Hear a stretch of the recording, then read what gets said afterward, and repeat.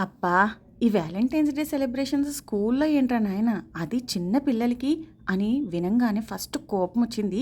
కానీ తర్వాత తెలిసింది నా మైండ్‌లో ఉన్న వ్యాలంటైన్స్ డే వేరు, వీళ్ళనుకుంటున్న వ్యాలంటైన్స్ డే వేరు. సో, ప్రేమ అనేది ఇద్దరు స్నేహితుల మధ్యలో ఉండే ప్యూర్ ఫ్రెండ్‌షిప్ కావచ్చు, టీచర్‌కి, స్టూడెంట్‌కి మధ్యలో ఉండే మంచి సంబంధం కావచ్చు, అమ్మకి, పిల్లలకి అలాగే భార్యాభర్తలకి ఇలా ఎవరి మధ్యలో ఉండేదైనా సరే ప్రేమే కదండి. ఆ ప్రేమని వీళ్ళు సెలబ్రేట్ చేసుకుంటున్నారనమాట.